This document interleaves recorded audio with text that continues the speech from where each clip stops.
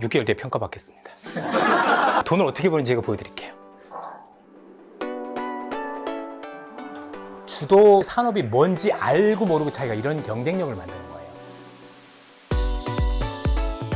경남대 심리학과 김태훈 교수님 오랜만에 모셨습니다. 어서 오십시오. 네, 안녕하세요. 반갑습니다. 근데 우리가 네. 유튜브 볼 때도 그렇고 네네. 화면에 로딩 중, 버퍼링 이거 생기면 사람들을 사실 짜증내거든요. 짜증 많이 내죠. 근데 이번에 책 제목이 버퍼링 싱킹입니다. 큰일 났습니다. 이거 사람들 화내는 거 아닙니까? 네. 위에도 피읍 안에 이렇게 네. 뜨뜨뜨뜨. 네, 그 짜증의 아이콘이라고 불리기도 했던. 일부러 이렇게 쓰신 거 아니에요? 네, 맞습니다. 버퍼링 싱킹. 김태훈 교수님의 신간 버퍼링 싱킹 요 책이 따끈따끈한 책이죠. 네, 따끈따끈. 요거를 저희가 요 영상 보시면서 댓글 달아주시는 5분 선정을 해서 책을 보내드리겠습니다. 댓글 많이 달아주세요. 근데 이게 네. 뇌에서 네. 생각을 할 때는 버퍼링이 필요하다는 거예요. 그럼요. 사실 거의 일상적으로 버퍼링이 자주 일어나고 있어요. 우리 뇌에서. 그래요? 네. 근데 우리가 그거를 잘 활용을 해야 되는데 예. 자꾸 무시하고 있어서 좀 안 좋습니다. 예를 들어서 지금 질문해야 되는데 답변해야 되는데 생각 안 하고 하고 있는 이런 버퍼링이 아니라 좋은 버퍼링이 아니요. 그런 버퍼링도 예. 잘 들여다봐야 돼요. 그러니까 뭐지 하는 생각을 잠깐 하실 때가 있잖아요. 그렇죠. 뭐더라. 네네. 그런 과정이 없으면 우리가 만드는 답은 사실 그냥 어디서나 찾을 수 있는 뻔한 답밖에 없습니다. 바로바로 튀어나오는 네, 말. 네. 사실은 뻔한 거. 네. 그런 의미에서 그러면 이게 검색 중독에서 벗어나 창의력을 일깨우는 법. 이런 의미로 그렇죠. 버퍼링 싱킹. 네. 김태훈 교수님의 신간입니다. 신간. 따끈따끈한 신간. 근데 이게 생각해보면 저도 그렇고 네. 저는 이제 말로 먹고 사는 네, 사람이니까 네, 네. 막 아이디어가 안 떠오를 때. 그렇죠. 그 뭐더라 생각 안 떠오를 때는 순간적으로 되게 불안하거든요. 그렇죠. 저도 그렇습니다. 교수님 그러세요? 네, 저도 그래요. 네. 그 이겨내야 된다라는 거. 그거를 극복하려고 견뎌내야죠. 그러니까 왜 기획회의 하거나 아이디어 회의 하실 때 갑자기 어느 순간 모두 조용해질 때 있잖아요. 그때가 사실은 버퍼링 순간이거든요. 근데 그러면 그 상황을 꽤 많은 사람들이 불안해하고 불편해합니다. 근데 그걸 잘 견딘 사람들 중에 갑자기 누군가가 깜짝 놀랄 만한 아이디어를 꺼내기도 합니다. 예를 들어서 또 글 쓰시는 분들 중에는요. 네.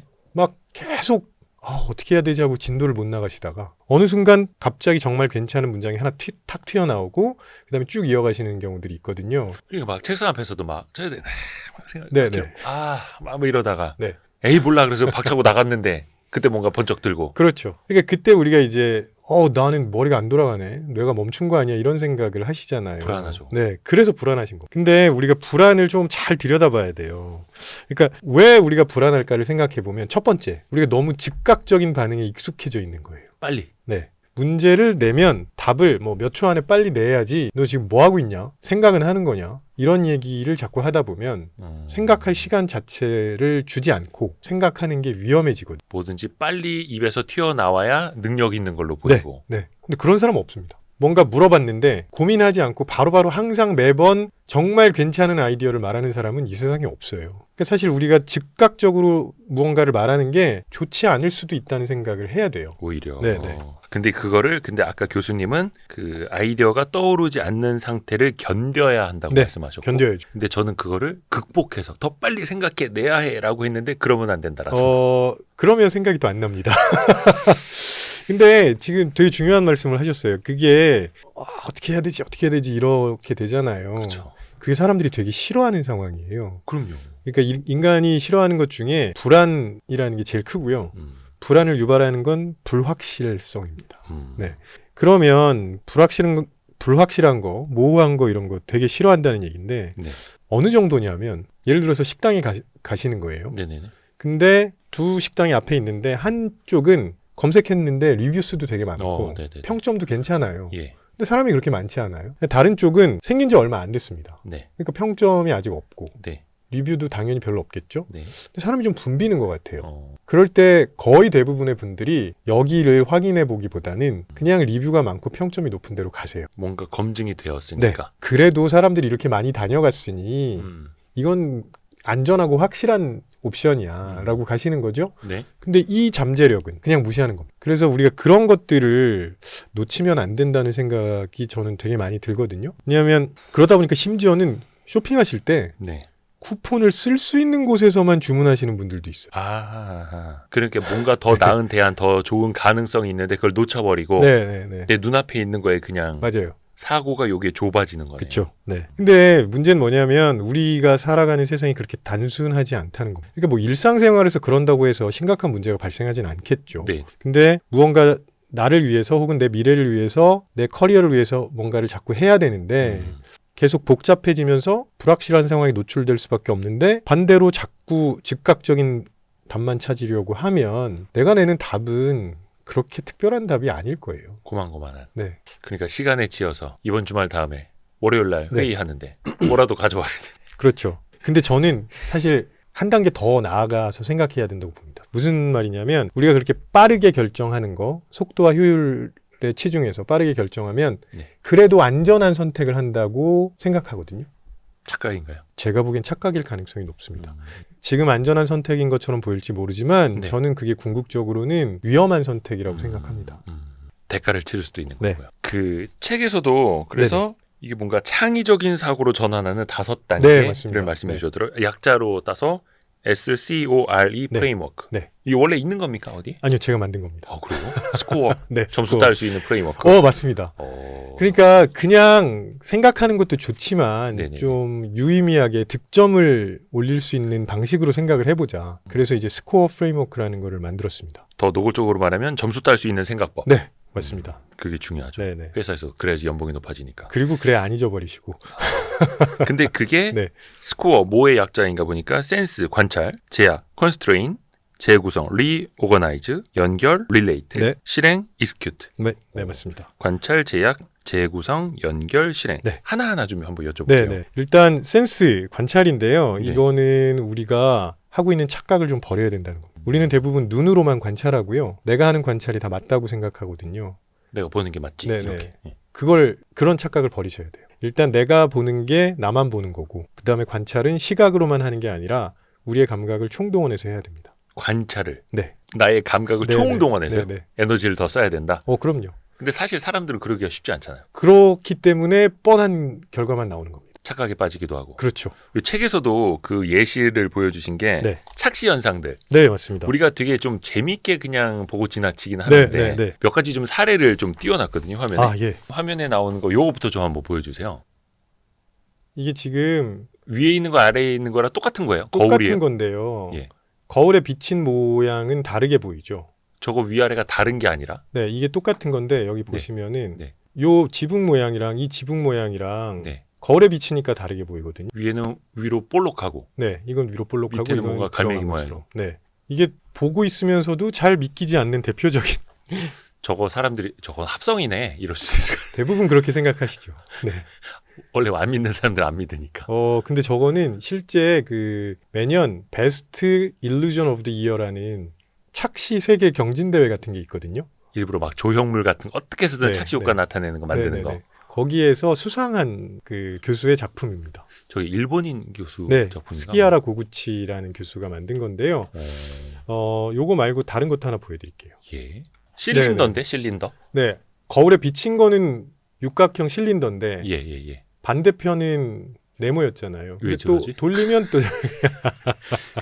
일부러 조형물을 저렇게 만든 거잖아요. 그렇습니다. 한 번 더. 합성 아닙니다. 네, 합성 아니고요. 수상작입니다. 요 다음에 이어지는 것도 사실은 거의 비슷한 거더라고요. 네, 그렇죠. 저 노란 공을 넣었는데 밑에는 파란색 공이 안 보여. 오늘 하루 종일 이것만 볼까요? 저것도 돌리면은 그렇죠. 네, 위아래 다르고. 야, 그러니까 사실 끝이 없더라고요. 그럼요. 네, 예. 그러니까 저게 원리를 알면 그렇게 신기하게 보이지 않는데 네네네. 그냥 보면 하루 종일 신기하게 보이고. 그쵸.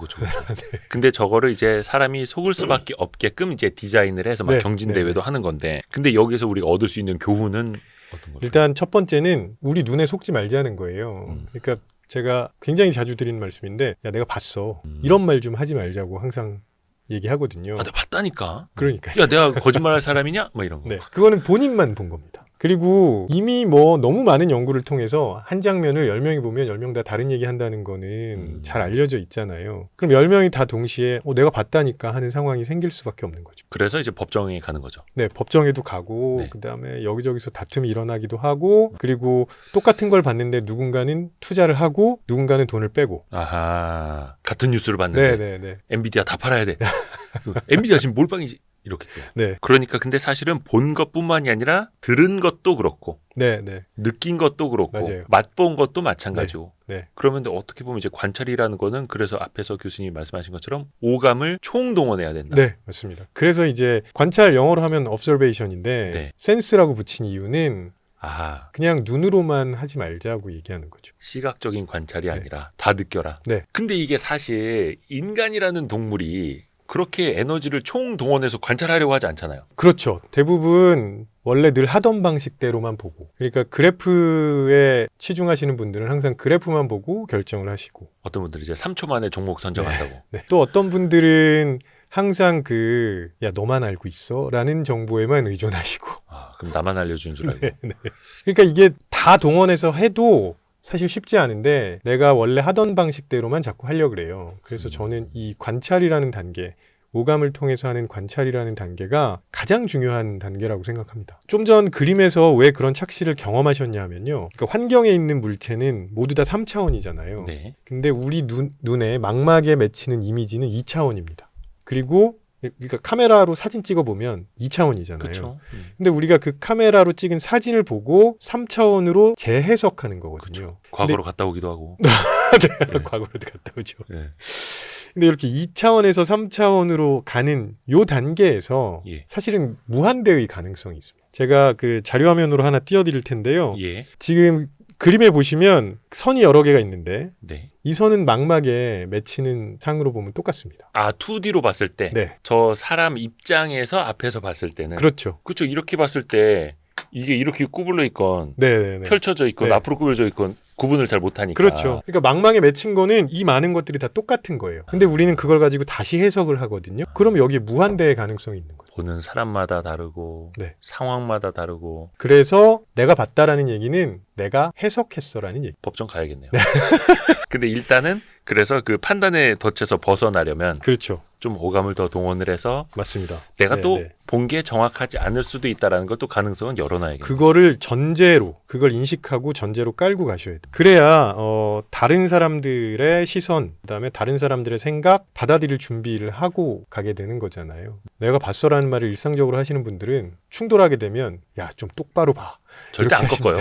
절대 안 꺾어요. 네. 그러니까 이게 사람마다 어떻게 보면 이제 성향일 네. 수도 있는데 저 같은 경우에는 조금 필요 이상으로 메타인지가 좀 높은 스타일이라 네네네. 그래서 저는 제가 고집을 가능한 한 안 부리려고 되게 일부러 더 노력을 하거든요. 네. 내가 보고 있는 게 틀릴 수도 있다. 좋은 리더의 자세입니다. 내가 식스센스의 브루스 윌리스일 수도 있다.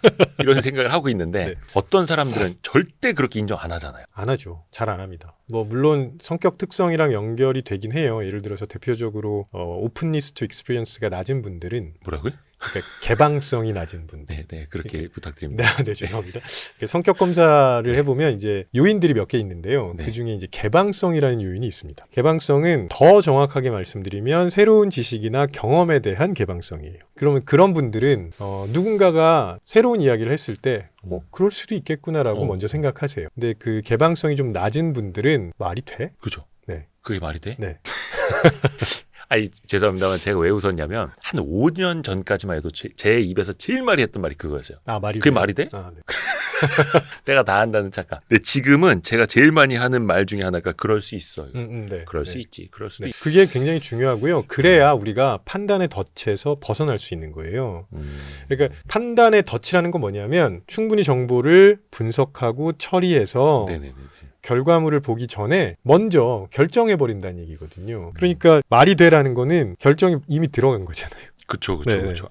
음식 먹을 때도 흔히 뭐 경험하시지 않나요? 그러니까 어디 식당에 갔다 왔어요. 예, 근데 이제 음식을 설명해달라고 하면 어땠어라고 설명해달라고 하면 예. 보기엔 괜찮은데 맛은 별로다. 탐 내리죠. 끝이죠. 본인의 느낌으로. 네. 그러면 그 다음부터는 할 얘기가 없어집니다. 근데 물어본 사람은 어떤 음식을 어떤 방식으로 조리를 했고 그 다음에 너는 어땠고 나는 어떨까 혹은 누구랑 같이 가면 좋을까 어떤 자리에서 이게 이런 음식이 괜찮을까? 뭐 이런 것들이 다 궁금하기 때문에 최대한 많은 이야기를 해주면 좋거든요. 풍부하게 다양하게. 네, 네. 근데 이제 그런 거 안 하죠. 야, 그 지금 별로야. 아유, 하지 마.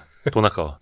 그러니까 세상을 되게 단순화하고 그렇죠. 그렇죠. 그렇게 네. 해야 또 에너지가 덜 드니까. 에너지가 굉장히 덜 들게 되는데 그래서 위험하다고 생각합니다. 근데 그게 네. 몸이 지친 상태에서는 더 그렇게 빠져버릴 수 있잖아요. 맞습니다. 그러니까 지친 상태에서 관찰하면 관찰이 제대로 이루어지지 않죠. 그 지친 상태에서는 특히 피지컬 에너지, 그러니까 네. 신체적인 에너지를 좀 충전을 하셔야 돼요. 많은 좋은 분, 판단을 위해서. 그렇습니다. 이게 많은 분들이 착각하시는 게 뭐냐면 예, 예. 몸이 피곤해도 정신은 맑을 수 있다. 아니에요. 몸이 충분히 에너지를 다시 재충전을 하셔야 정신도 맑아지. 그래서 그럴 때 부스터 같은 걸 드셔야 돼요. 그러니까 좋은 판단을 위해서 충분히 휴식을 취해야 하고. 네. 그렇죠. 야구 선수가 축구 선수가 네. 몸을 빨리 회복을 해야 다음 경기를 잘 뛸 수 있듯이 판단도 마찬가지인 거예요. 그렇습니다. 그래서 부스터가 필요합니다. 아, 네. 그래서 좋은 거 드셔야 됩니다. YG 네. 부스터 좀 네, 드십시오. 저도 이제 먹고 힘내겠습니다. 아니, YG 부스터는 그래서 그 밑에는 활력을 넣었어요. 아, 비타민 B, 아르기닌 막 이런 거. 좋은 거 다 들어가 있네요. 그 다음에 눈 건강에 도움을 줄 수 있는 루테인 아스타잔. 그 다음에 두뇌 도움을 줄 수 있는 그 뭡니까? 은행잎 추출. 아, 네네네. 그래서 이게 솔직히 제가 진코. 필요해서 네. 그 기획을 한 겁니다. 아, 그래서 이렇게 에너지가 충만한 상태로 항상 계신 건가요? 그러니까 이거 항상 드시면서. 노력을 하는 거죠. 저도 이제 지친 상태에서는 더 이게 속된 말로 뽑아내지를 못하는 거죠. 좋은 콘텐츠를. 그래서 이게 그 고민의 결과물입니다. 드시죠. 네. 맛있습니다. 하나 먹고 시작하겠습니다. 그래서 이렇게 돌려서 밑에 액상입니다. 아, 네. 고급 제품. 해서 부스팅이 필요하다라는 거. 그러니까 왜 건강한 신체에서 건강한 정신. 옛날에 네. 그 포스터 퓨어 그런 거 있었잖아요. 그거 진짜 맞는 말이죠. 그게 과학이네요. 자, 관찰 배웠습니다. 네. 센스. 그 다음이 제약이라는 게 나옵니다. 네. 뭘 제약하라는 거예요? 이거를 그러니까 제 책에서 이 부분을 제일 헷갈려 하실 수 있을 것 같아요. 이해하기가 조금 어려울 수 네, 있어요. 네. 대부분 사람들이 좋은 생각을 하려면 시간과 돈 혹은 뭐 전반적인 환경 이런 게 충분히 갖추어져 있어야 더 좋은 생각을 할 수 있는 거 아니야? 이렇게 뭐좀 생각하시잖아요. 여유 있게. 네. 좀 자유롭게 풀어놔야지. 막 이렇게. 그러면 그냥 쉬시죠. 사람들은요, 뭘 생각해야 될지 모르는 상태에서는 진짜 몽상만 합니다. 그래서 생각할 수 있는 상자를 자꾸 만들어줘야 돼요. 생각할 수 있는 상자. 네, 창의와 관련된 이야기를 보면 자꾸 think outside the box, 그러니까 상자 밖으로 나가서 생각하라. 그런 이야기가 옛날부터 많이 나왔거든요. 네네네. 근데 그 말의 그 숨은 뜻을 조금 오해하시는 것 같아요. 네가 원래 가지고 있는 상자 말고 다른 상자도 좀 찾아보란 얘기거든요. 그건. 그냥 단순하게 틀을 벗어나라가 아니라 네네. 다른 틀도 가져봐라라는 그렇죠. 거예요. 네. 근데 나가라 그러니까 예. 나가면 오케이 안녕. 네. 별로 할 게 없어요. 나 쉴게. 네. 어. 그래서 인간의 뇌는요, 진짜 제약 조건들이 있는 상황에서 훨씬 더 생각을 잘합니다. 예를 들자면 어떤 상황일까요? 예를 들어서 아까 말씀드렸던 것처럼 아무것도 없는 상태에서 해봐 그러면 그게 아무거나잖아요. 네네네네. 그리고 이제 상사들이 자주 하시는 말씀이 뭐냐면 알아서 잘해와. 알잘 깔딱센. 알아서 잘 깔끔하고 딱 떨어지고. 딱 떨어지게 센스 있게. 예. 네, 불가능합니다. 그러니까 그러면 그 말에 알아서 잘 해와라는 말에 진짜 네가 마음대로 해와라는 게 아니고 네네. 사실은 되게 제약을 많이 걸어준 거예요. 내가 무슨 생각하는지 알지? 그런 거 다 맞춰가지고 내 눈에 딱 들어오게 해와야 돼. 그럼 얼마나 부담스럽습니까? 눈치만 보게 되거든요. 그쵸. 네. 까다로운 상사. 그거는 되게 불편하게 만드는 거예요. 그래서 그냥 조건을 걸어주세요. 이런 방식으로 한번 생각해봐. 예를 들어서 최근에 이제 인기를 많이 얻고 있는 예. 냉장고를 부탁해. 네네. 그 들어있는 네네. 식재료만으로. 그렇죠. 네네네. 그리고 15분 만에. 거기 출연하시는 셰프가 네네네. 굉장히 유명한 분들이잖아요. 그쵸. 근데 그분들이 보통 자기 레스토랑에서 요리할 때 15분 만에 요리하지 않습니다. 그리고 재료도 특히 파인다이닝 하시는 분들은 풍부하게. 네. 근데 한정된 재료로 또 주제도 정해놓고 짧은 시간 동안 무언가를 만들어내야 되는데 거기서 나온 음식들이 정말 깜짝깜짝 놀랄 만한 음식들이 많아요. 어떻게 보면 의외성이 있는 거네요. 그렇죠. 그리고 출연자들이 이렇게 말씀하시잖아요. 아니 어떻게 내 냉장고에 있는 재료로 저런 걸 만들 수 있을까? 상상이 안 간다. 근데 그거는 제약 조건을 걸어줬기 때문에 그런 방식으로 생각하기 시작한 겁니다. 창의성이 생기는 거예요. 그렇죠. 세상에 없던 메뉴가 나오고. 네. 근데 만약에 반대로 생각해보면, 그러니까 이게 왜 중요하냐면요. 아무것도 조건이 없는 상황에서 시작을 하면 예. 뭐가 어느 정도 언제 필요한지를 가늠하기가 되게 어려워요. 근데 조건이 걸린 상태에서 시작하면 이런 말씀들을 많이 하세요. 아, 이건 조금만 더 있었으면 좋겠는데, 혹은 아, 이거에다가 한 가지만 더 추가하면 좋겠는데, 이런 생각들을 하시거든요. 예. 그러면 지금 조건에서 필요한 것들을 더 빨리 정확하게 파악하실 수 있어요. 그리고 필요 없는 것들은 어차피 자연스럽게 제거하고. 이런 제약 조건이 좋은 거네요. 굉장히 좋은 겁니다. 원래 인간이 그렇게 생각해 왔고요. 근데 오히려 더 풀어놓으면은 네. 뭘 해야 될지 모르고 그냥 멍 때리게 되고 네. 몽상하게 되고 네네. 쓸데없는 생각하게 되고 약간 저는 그 뇌가 제약을 받는다는 조건일 때 제일 많이 그거 떠올리거든요. 샤워하는 상황. 샤워하는 상황. 네. 신기하게 샤워할 때 좋은 아이디어가 많이 떠올라요. 머리 감을 때도 그렇고. 네네네. 항상 그래서 머리 감으면서 또 직원들한테 무슨 잔소리를 하지? 샤워하면서 회의 때 뭐 하지? 또 우리 신규 사업을 뭘 해야 되지? 막 이 생각하거든요. 네네. 근데 또 떠올라요. 그렇죠. 왜냐하면 그 순간에 아마 기존의 상자에서 다른 상자로 살짝 옮겨가셨을 거예요. 그러니까 여기만 있으면, 그러니까 예를 들어서 Y스트리트라는 공간에만 계시면 이 상자 안에서만 계속 생각하시는 거예요. 그렇죠. 근데 무언가 다른 행위를 한다. 그러면 그 상자에서 잠깐 벗어나시는 거거든요. 그러니까 그런 거는 되게 의미가 있어요. 상자를 바꿔보는 거. 위스키 좋아하시나요? 위스키 제가 술을 잘 못해가지고 음. 그냥 한 잔 두 잔 마시더라도 맛있는 위스키를 마시고 싶어하죠. 네. 요즘 한국에서 위스키가 꽤 관심을 많이 받고 그쵸, 있잖아요. 그쵸. 예. 근데 위스키는 대부분 스카치. 음. 그 이유는 숙성 때문에. 네네. 네. 근데 위스키 매니아들한테 굉장히 잘 알려진 위스키 중에 하나가 네. 대만에서 만드는 카발란. 저 그거 엄청 좋아하는데. 네. 한 번 먹어봤는데 엄청 좋아합니다. 네. 카발란에서 PPL이 들어와요. 아저씨 한번 연락해볼게요. 네. 근데 카발란 위스키는 우리의 일반적인 상식을 다 뛰어넘어서 만든 거죠. 그렇더라고요. 네. 그게 도수가 이제 스카치 위스키는 무조건 딱 40도여야 되고 그래야지 그 스카치 그쪽에서 인증을 해주는 네, 위스키고 뭐 이건데 거기는 뭐 50몇 도던데요. 네. 네. 다 블렌딩 된 거고. 그럴 수밖에 없는 것 중에 하나가 아열대 기후잖아요. 대만이. 네. 그러면 아열대 기후는 숙성 속도가 굉장히 빠르고요.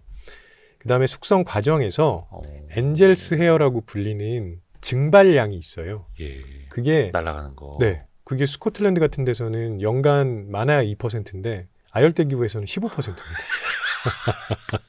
효율적이네요. 스코틀랜드에서는 저거 뭐 한 30년 동안 어디 오크통에 넣어놔야 되는데 네. 대만에서는 뭐 한 10년만 넣어놓으면은 쟤네 30년 놓은 것처럼 되는 거예요? 근데 이제 다 없어지죠. 그래서 이렇게 우리가 그동안 위스키 하면 숙성 기간에만 혹시 집중을 했던 게 아니냐. 그렇죠. 근데 상자를 바꿔보자는 거죠. 그러면 숙성 기간에 집중했던 이유는 오래될수록 깨끗한 맛이 나고 풍미가 좋기 때문이다. 그러면 숙성 기간으로 그걸 만드는 게 아니라 숙성 과정에서 풍미가 좋게 만들면 되는 거 아니냐. 그렇죠. 결과적으로. 네. 그래서 그런 제약 조건을 걸고 그런 상자를 만들어서 위스키를 생산한 거죠. 아예 새로운 공법을 적용해서. 근데 그게 맛있더라고요. 물론 네. 약간 뒤에 보면 이렇게 카라멜 향도 들어갔다고 합니다만. 그래서 왜 우리나라에서도 부산에서 시작된 그 위스키 국산 맥주 네. 김창수 몇 년- 위스키. 예, 그건가? 아닌가요? 네, 네, 아무튼. 골든블루. 네네, 골든블루. 네. 거기에 이제 부산시장부터 다 네, 먹어가지고 맞아요. 막 네. 전국을 제패하기도 했었는데 그게 이제 몇 년 산 이런 것도 없고 스카치 위스키도 아닌데 맞아요. 저도주였는데 어떻게 보면 시장에서 제일 잘 먹혔잖아요. 제일 잘 팔립니다. 그것도 어떻게 보면 이제 프레임을 딱 바꾼 거고. 그렇죠. 편안하게 마실 수 있는 위스키. 이게 그 생각의 박스를 바꿔라. 네. 그러니까 이게 왜 옛날부터 틀에 얽매이지 마라 이건데. 맞습니다. 근데 네. 사실 그게 또 쉽지가 않더라고요. 왜냐하면 내가 가진 틀 자체를 인식하지 않기 때문에 그렇습니다. 내가 지금 무슨 틀에 있는지조차 인식을 안 하니까 네. 벗어날 틀이 뭔지도 생각을 안 하고. 그렇죠. 본인이 어떤 상자에 있는지를 알아야 상자를 좀 바꾸든 상자를 비틀든 아니면 새로운 상자를 만들든 할 거잖아요. 근데 계속 원래 하던 대로만 하고 빠르게만 하려고 하면 그렇죠. 야, 회의실로 모여봐. 네. 늘 같은 회의실. 그러면은 이거를 어떻게 좀 물리적으로 좀 바꾸는 것도 도움이 되는 거예요. 물리적으로 바꾸는 거 되게 도움이 됩니다. 그래서 생각을 여기저기 다니면서 하시는 분들이 있는 거고요. 아예 시간을 딱 완전히 빼서 하시는 분들도 있는 거고요. 대표적으로 빌 게이츠는 1년에 일주일 동안 생각 주간이라는 거를 갖잖아요. 예. 근데 이렇게 말씀드리면 그건 빌 게이츠니까 가능하지. 맞아요. 누가 뭐 1년에 일주일 동안 나는 생각만 할 거야. 이럴 순 없는데 그걸 왜 1년에 일주일 꼭 모아서 해야 된다고 생각하시냐 이거죠. 그러니까 일주일에 1시간만 따로 생각하는 시간을 빼도 꽤 효과적입니다. 어떤 상황에서 해야 되나요? 그러니까 늘 앉아있던 책상 이것도 사실은 그러면 좀 벗어나야 벗어나시는 게 좋죠. 저는 아예 내 본업과는 전혀 다른 활동을 하시는 거를 추천합니다. 어떤 방식이 될까요? 뭐 예를 들어서 갑자기 대표님이 드럼을 배우러 다니신다고. 예. 드럼을 치시는 건 아니죠. 저 옆방에 전자드럼이 있긴 한데 지금 먼지만 쌓여가지고 지금 네. 사놓고서. 네. 아니면 갑자기 한국 무용을 배우러 다니신다거나. 이게 뭐든 상관없다는 얘기죠. 뭐든. 그러니까 그냥 내가 흥미가 생기고 예. 나의 관심을 끄는 거 그냥 해보시는 게 좋습니다. 그게 나중에 뒤에도 나오지만 어떤 방식으로 연결될지 나도 모르는. 네, 일단 나도 모르는 상황에. 네. 그냥 자꾸 해보시는 게 좋고요. 활동을 하시는 것도 좋고 사람을 많이 만나시는 것도 되게 좋습니다. 네. 해서 제약을 둬라. 네. 그 이제 구체적인 거는 뭐 시간 제약, 뭐 틀, 비틀 여러 가지가 있습니다. 뭐 버퍼링 싱킹 안에 있습니다. 버퍼링 싱킹. 그 다음 나오는 게 재구성입니다. 네, 맞습니다. 근데 여기서 아까 그 말씀하신 프레임이 나오더라고요. 맞아요. 네. 우리가 모두 갖고 있는 그 프레임을 네. 이걸 재구성하라는 거예요. 네, 그렇습니다. 왜냐하면 진짜 내가 가지고 있는 프레임이 뭔지 일단 아셔야 되고요. 네. 그 다음에 다른 사람이 가지고 있는 프레임도 아셔야 돼요. 이 세상에 하나의 프레임만 있을 리가 없거든요. 그렇죠, 그렇죠. 원래 프레임이라는 단어를 사전에서 찾아보시면 뭐 이렇게 틀 이렇게 나오거든요. 그렇죠, 그렇죠. 근데 원래 그 예전에 어떻게 썼냐면 화가가 그림을 그리거나 사진 작가가 사진을 찍거나 할 때는 프레임이 없으면 아무것도 못 하는 거죠. 그렇죠. 네. 그러면 풍경화를 그리는 화가가 전체 풍경에서 내가 담고 싶은 곳을 담는 거예요. 골라야죠. 네. 그러면 A라는 화가는 여기를 담았지만 B라는 화가는 다른 걸 담을 수도 있는 거죠. 그렇죠, 그렇죠. 그게 각자의 시선이에요.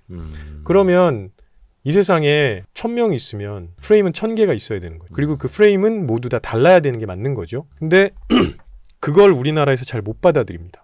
남들이 정해놓은 프레임, 네. 잡아놓은 프레임, 대중매체가 보여주는 프레임, 또 요즘에는 SNS 알고리즘이 띄워주는 프레임. 네. 그래서 제가 자주 드리는 질문 중에 하나인데 이거 이제 영어로 하면 Are you biased? 편향되어 있지 않느냐, 당신은? 네. 한국말로 하면 너 편향되어 있지 않느냐. 네. 말씀하신 대로. 그러면 그 사람은 그럴걸요? 내가 무슨 그렇죠. 나는 중립이야. 나는 네. 중도야. 네. 내가 오라. 네. 이 세상에 완벽하게 중립인 사람은 단 한 명도 없습니다. 아, 그럴까요? 네, 완전한 착각이고요. 그리고 거기 Are you biased라는 질문에 Yes라고 안 하고 No라고 하면 그거는 본인의 존재 가치를 인정하지 않는 것일 수도 있어요. 어떤 의견이 있다고 하고요. 네. 가장 극단에 치우친 사람들이 있겠죠. 순서대로 줄을 세운다고 해보겠습니다. 네네. 그럼 나는 그 중간 어딘가에 갈 거예요. 그러면 예를 들어서 중간점에 있으면 그 사람만 그냥 중립인 거죠. 나머지는 다 아닌 거죠. 그렇죠, 네네. 그렇죠. 결국은 그래서 자기가 이제 서 있는 자리에서 왼쪽 보면 좌파고 오른쪽 보면 우파고. 네, 그렇습니다. 네. 어디든 네. 그래서 일단 그걸 인정하셔야 돼요. 나는 편향된 의견을 가지고 있어. 그럴 수 있다. 네. 아니요. 그럴 수 있다가 아니고 내 의견은 편향돼 있다. 아, 그래요. 네. 내 의견이 편향되지 않을 수 없어요. 왜냐하면 모든 사람들의 경험이 다 다르기 때문에 평균이라는 거는 추상적인 개념에 불과할 뿐 실제로 존재하는 건 아닙니다. 조금 어려운데요. 예를 들어서 예. 몇 년에 한 번씩 한국인의 평균적인 얼굴 사진이 뉴스에 나와요. 네네네. 근데 그 사진을 보면 모든 사람들이 한국 사람 이렇게 생겼지 하세요. 근데 그 사람은 실제로 존재하지 않습니다. 아, 그렇죠. 네. 평균은 근데 그런 평균. 거예요. 그렇죠. 아, 그런 느낌입니다. 네. 되게 추상적인. 그래서 나 스스로 내가 잘못된 프레임에 빠져 있을 수 있고 또 나는 중립이 아니고 네. 근데 그걸 스스로가 알아야 되고 그렇죠. 사실 근데 그렇게 생각하시는 분들은 되게 대화가 잘 통할 거예요. 그럼요. 네. 근데 많은 분들은 그러질 않죠. 그 사실 우리나라의 문화적인 특징이 좀 영향을 준다고 생각합니다. 일단 유교적인 영향을 오래 받아왔고요. 그러니까 그게 나쁘다는 게 아니라 유교적인 영향의 특징과 장점 중에 하나가 조화와 화합이에요. 그리고 농경문화권의 영향도 있었죠. 다 같이 그렇죠. 모여서 다 같이 돕고.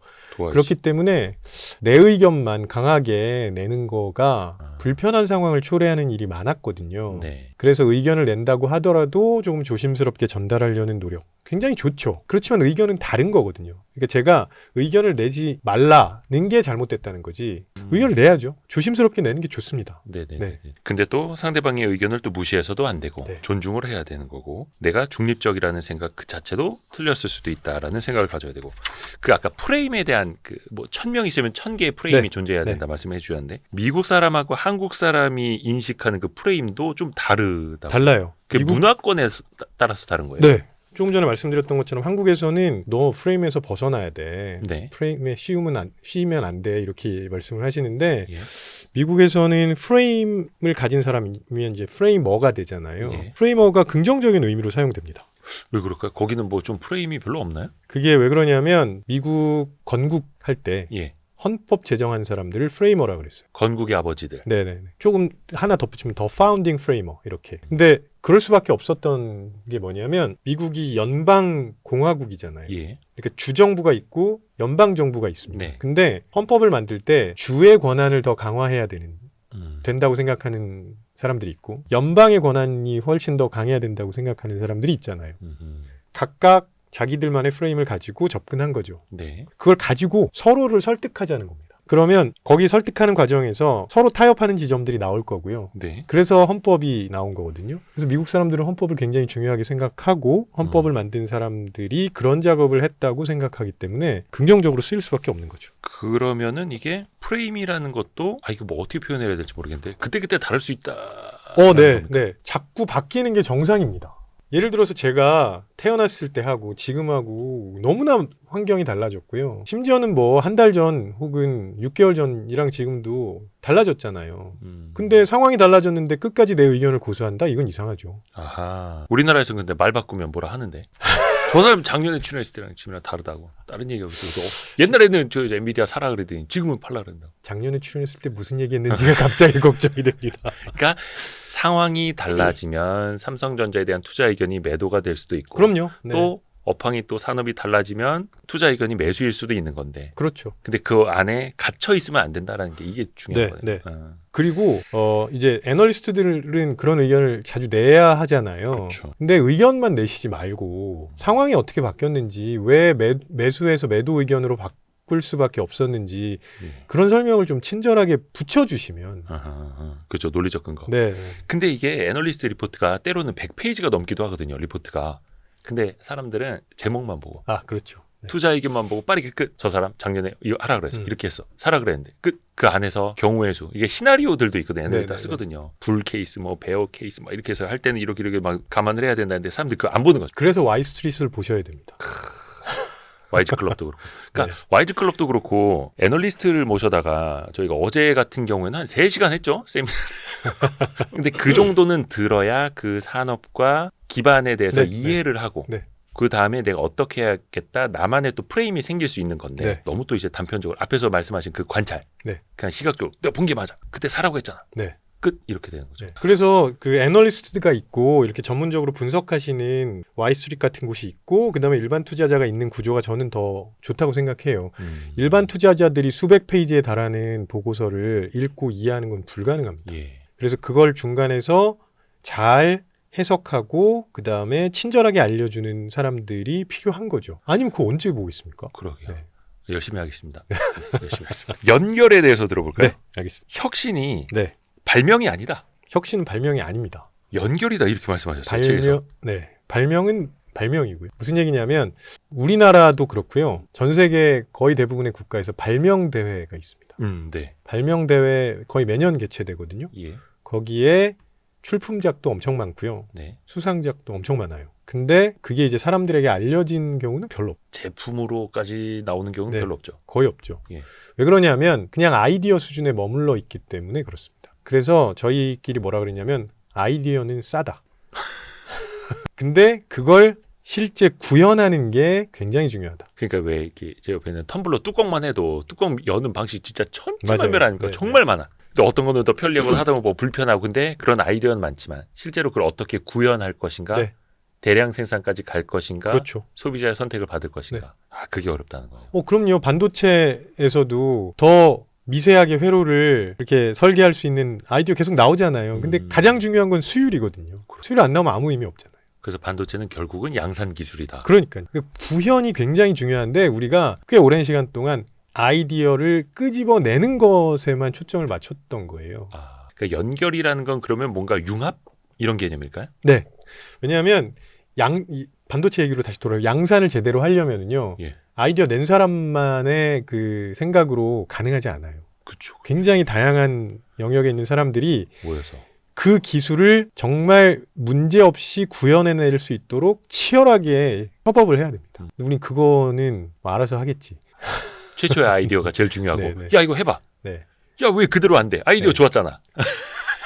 근데 그렇게 되면은요. 예. 아이디어의 소유권 싸움만 하게 됩니다. 그냥 특허만 여러 개 걸어놓고. 근데 그러다 보니까 우리가 아이디어를 끄집어내는 거에만 집중하면 누군가가 아이디어를 끄집어냈을 때요. 그거를 다른 사람들이랑 공유하지 않으려고 해요. 이거 공유했다가 내 아이디어 뺏기는 거 아니야? 아 베껴간다. 네네. 근데 그 아이디어도 물론 되게 중요한데요. 네. 아이디어 수준에만 머물러 있으면 그냥 발명대회에서 상 받은 거랑 똑같습니다. 그러니까 그 생각 나도 했는데. 네. 에이, 저게 뭐야? 저게 어떻게 발명왕이야? 막 이렇게. 네. 근데 그 구현하는 건 아무리 아이디어가 좋더라도 불가능할 수 있고 네. 처음에 아이디어를 잘 만들어내는 것도 사실 그게 이제 혁신을 가져가는 과정인 거고. 네. 그리고 아이디어를 만들어내는 과정에서도 자세하게 보면 자꾸 연결을 해줘야 됩니다. 연결을. 자꾸 연결해줘야 되는. 그러니까 예를 들어서 저는 심리학 전공인데 네. 심리학 서적만 계속 본다고 뭔가가 나오질 않아요. 아. 제가 그 심리학 전공 서적에 나오는 전문 용어들을 가지고 와이스트리트 구독자분들한테 이야기를 하고 있으면 바로 채널 꺼버리겠죠. 그럼 거의 뭐 대학교 강의죠. 네. 예. 요즘 대학생들도 싫어합니다. 재밌게 해야 되고. 네네. 거기 인문학이 들어가야 되고 역사가 네. 들어가야 되고 세계사가 들어가야 되고 네네. 이렇게. 네. 그런 생각들을 자꾸 해주셔야 내가 꺼낸 아이디어뿐만이 아니라 내가 하는 말의 설득력도 커지는 거죠. 그게 이제 책에서는 낯선 연결 맞습니다. 이렇게 표현을 네, 하셨더라고요. 낯선 연결. 아메 레온도르라는 브랜드가 있습니다. 이게 굉장히 힙하고 핫한 브랜드인데요. 라면이야? 아메 레온도르. 이걸 만든 사람은 테디 산티스라는 사람이고요. 이게 유명해진 이유가 뉴발란스랑 콜라보레이션을 했어요. 뭐 997, 990, 827, 550 이런 시리즈랑 다 협업을 했는데 결정적으로 이름이 알려지게 된 거는 LVMH가 여기에 전략적인 투자를 하게 됩니다. 그 루이비통의 네, LVMH고요. 네. 2022년에 지분 투자했거든요. 그러면 이거는 왜 알려졌냐 하면 이 아메레온도르의 기본 컨셉은 미국의 클래식 브랜드, 그 다음에 지금의 스트리트 패션, 네. 그거를 연결했다는 거예요. 어찌 보면 되게 낯선 연결이죠. 그래서 이제 앤디 워홀이나 랄프 로렌이나 예. 마이클 조던, 예. 1990년대의 이미지, 그 예. 감성을 가지고 2010년대의 스트리트 패션에서는 어떻게 나타날 것이냐. 그런 식으로 한번 연결을 해보는 겁니다. 그걸 또 구현해냈다는 게 더 네, 신기하네요. 그렇죠. 네. 아이디어는 낼 수 있겠지만. 뭐 그냥 시간 그렇죠, 두 개 딱 지정하고 이거 연결해봐 이럴 수도 있는 거죠. 근데 그거는 의미가 없습니다. 레트로와 모던의 짬뽕. 네. 근데 그 아이디어는 있겠지만 사실 또 그것도 어떻게 보면 연결을 통해서 이루어낸 거고. 네. 그러니까 창의적일 수 있다라는 거네요. 네. 낯선 연결. 왜 우리가 창의성 게임, 창의성을 키우는 연습 이런 거 할 때 막 낯선 네임 카드 막 섞어놓고 이거 네. 이거 연결해서 뭐 조합해 보세요. 뭐 조합해서 뭐 생각해 보세요. 이런 거 많이 시키잖아요. 소프트뱅크의 손정유 회장이 썼다는 강제 연결법입니다. 그 손정유 회장은 매일매일 무작위로 카드 3개를 꺼내서 예. 그 3개로 아이디어를 만들어 본 거죠. 강제로. 그러면 그렇게 해서 매일매일 하면 1년에 최소한 300개 이상의 아이디어가 쌓이잖아요. 그럼 그걸 가지고 거기서 그냥 머무른 게 아니라 평가를 합니다. 구현 가능성. 구현 가능성. 그리고 실제로 소비자들이 좋아할지 아닐지 이런 것들도 다. 그래서 등급을 매겼어요. 그래서 그 중에 하나를 그때 샤프에 팔았죠. 그래서 1억엔 받았습니다. 아이디어를 구현을 해서 실제 제품까지는 아니지만 구현 가능성을 가장 높은 고려했던 걸로. 거죠. 네. 가장 높은 걸로. 네네.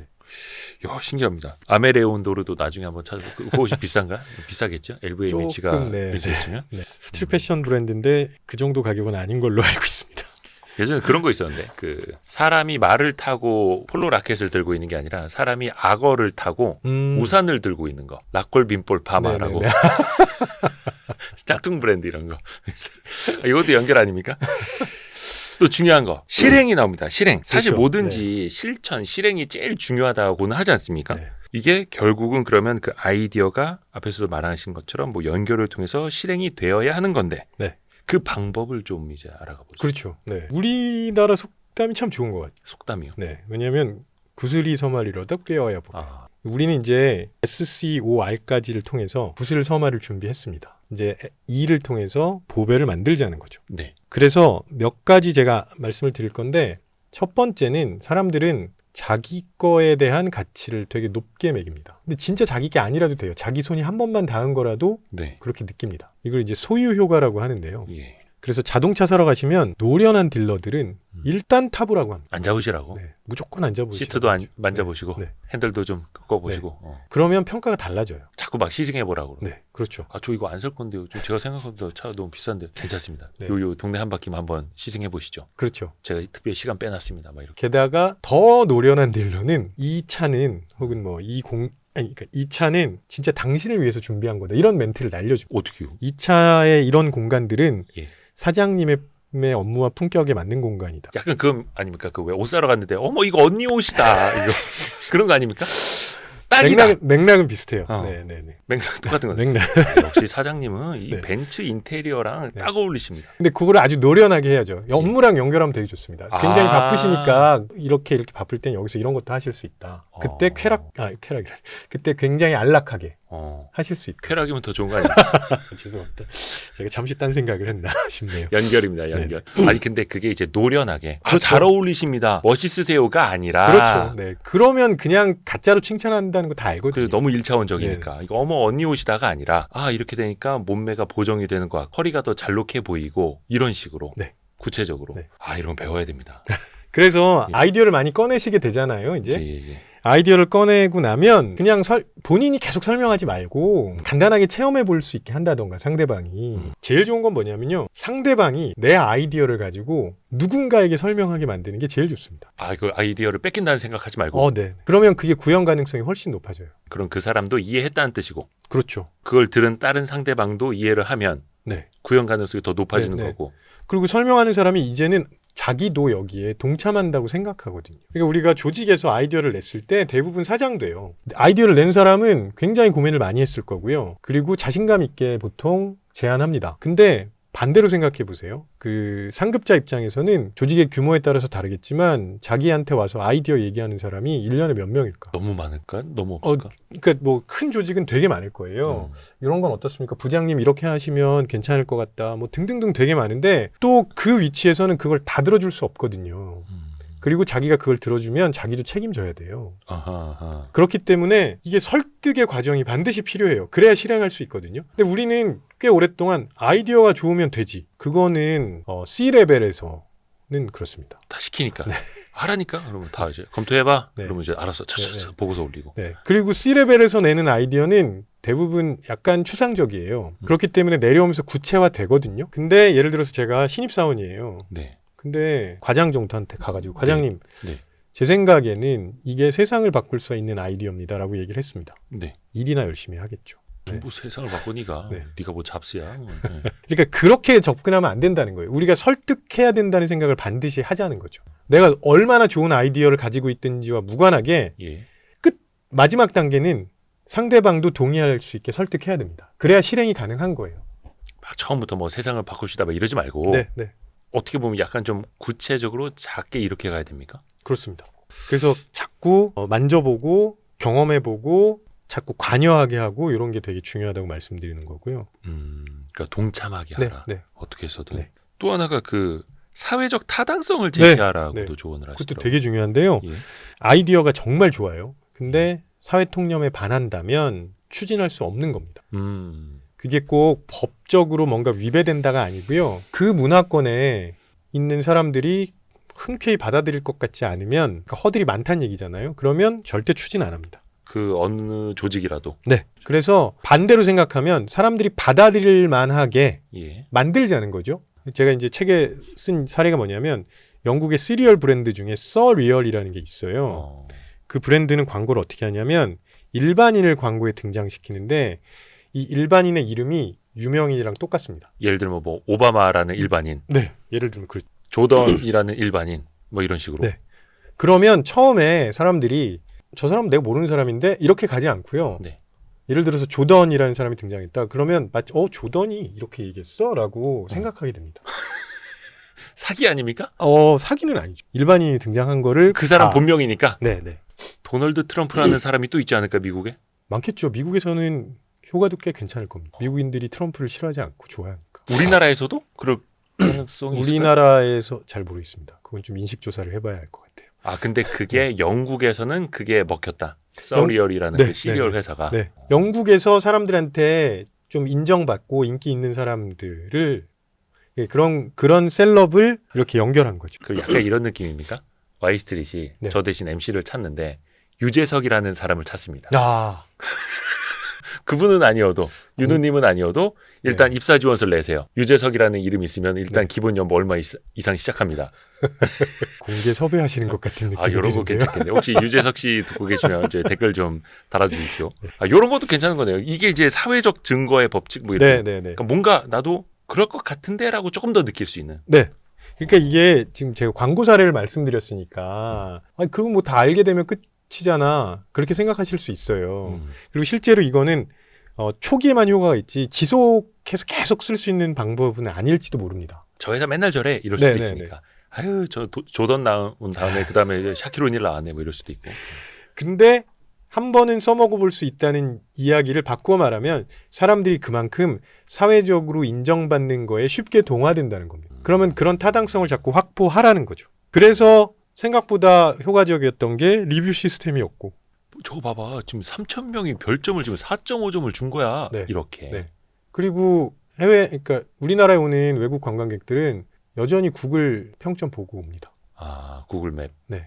그게 이제 연동이 잘 안 돼서 좀 문제가 있는데 우리나라 사람들이 해외에 갈 때도 구글 맵에 그쵸, 있는 그쵸. 평점 보라고 하는 게 사실은 뭐 같은 맥락이죠. 그래서 요즘에 보면 그 리뷰 대신 달아주는 회사 네. 이런 데 또 엄청 잘 되고 네. 리뷰 알바 많고. 네, 네. 그러니까 이렇게 생각하셔야 돼요. 그 서리얼도 처음에 효과가 있었지만 나중에는 전략을 바꿔야 될 거고요. 아. 리뷰 시스템도 처음에 굉장히 효과가 있었습니다. 근데 이걸 사람들이 알아버렸죠. 이제. 더 이상 사회적 타당성을 부여하지 않는 순간 효과가 없는 겁니다. 그러니까 지금 사람들이 뭐에 타당성을 부여하고 있는지를 확인해 보셔야 된다니까. 계속 바뀌니까. 그럼요. 아, 이거는 되게 노력이 필요한 거네요, 당연히. 근데 이거는 기업들은 또 굉장히 또 마케팅 측면에서 계속 배우고 바꾸고 네, 네. 또 배우고 따라가고. 그럼요. 그리고 기업은 이런 것들을 전담으로 하는 부서들도 있으니까 그렇죠. 그런 의견에 귀를 기울이는 게 중요하죠. 어, 최근에 이제 계속 나오고 있는 게 ESG인데 예. ESG 다 하는데 다 효과가 없어 보여요. 왜냐하면 기존의 방식대로 하니까 고객의 입장에서는 아니 뭐 그냥 하는 척만 하네 이렇게 생각할 수밖에 없거든요. 그렇죠.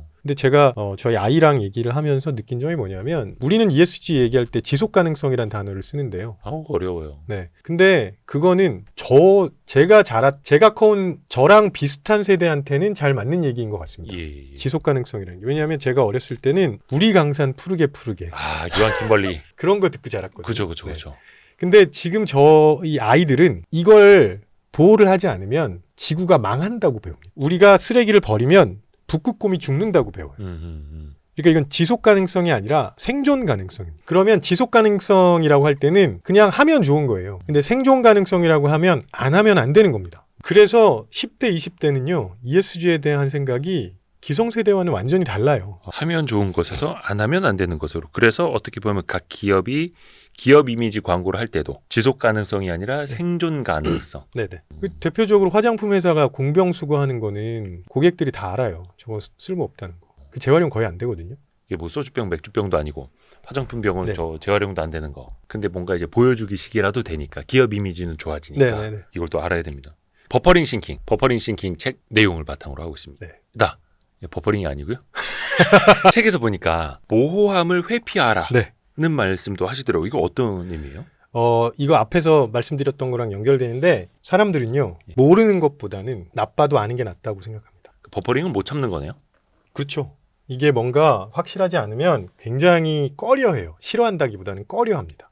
일단 틀리더라도 뭔가를 좀 아는 것처럼 해야 돼. 네. 그러면 확실하게 안 좋은 게 앞에 있어요. 그럼 그걸 빨리 알고 대처하는 게 낫지. 뭔가 지금 어떻게 될지도 모르는 거를 계속 불안한 마음으로 바라보고 있는 거는 더 싫다고 생각하는 거죠.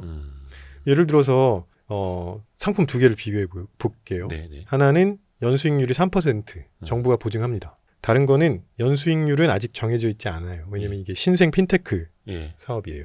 근데 잠재력은 충분합니다. 어느 쪽에 투자하시겠습니까? 고민되네요.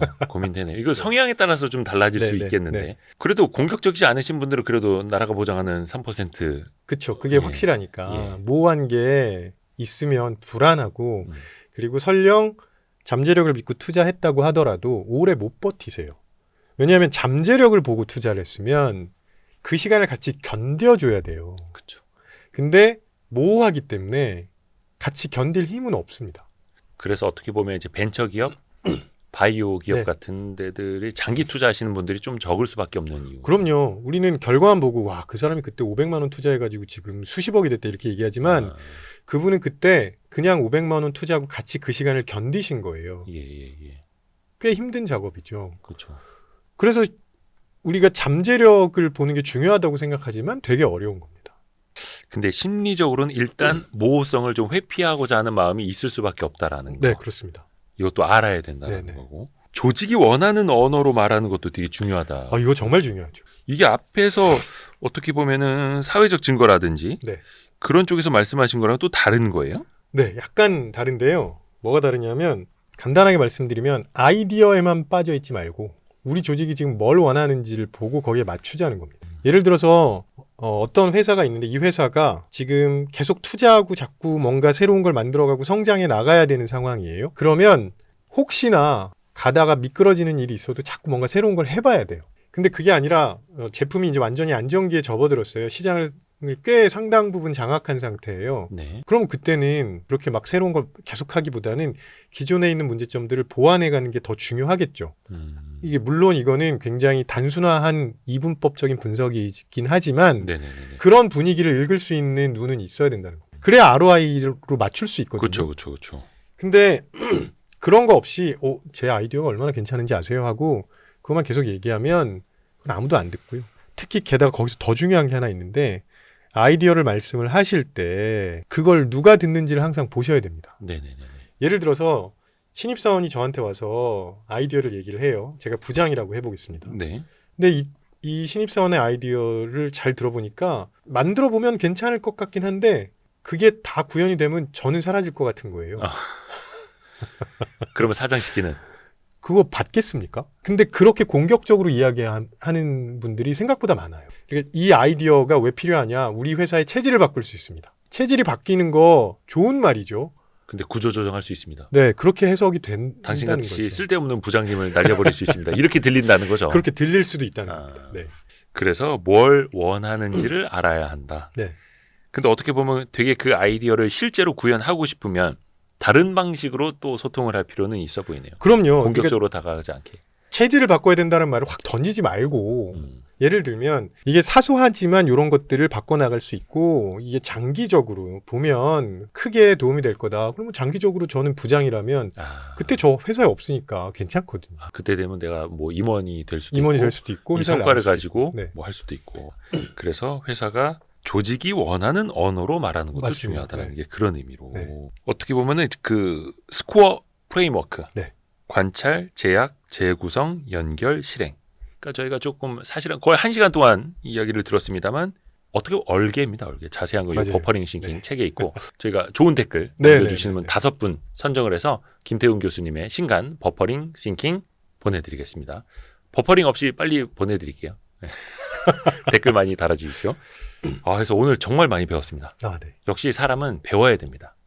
그래서 네. 와이즈 부스터를 비롯해서 이 버퍼링 싱킹 책도 그렇고 이 사람의 마음을 어떻게 설득해야 하는가 네네. 또 한 번 느끼는 시간이었습니다. 네. 그 정말 그 관심을 가져주셔서 제 책을 읽으신다면 네. 좀 에너지가 충분한 상태에서 읽으셔야 읽으셔야 내용도 쏙쏙 들어오니까 와이즈 부스터 한 병 드시고 그다음에 책을 읽으시면 더 효과적일 거라고 생각합니다. 인지심리학 하시는 분들을 막 삼성전자, 막 LG, 현대차 이런 데서 부르시는 이유가 있는 거네요.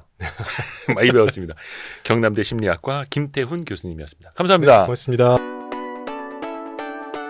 6개월 뒤에 평가받겠습니다. 돈을 어떻게 버는지 제가 보여드릴게요.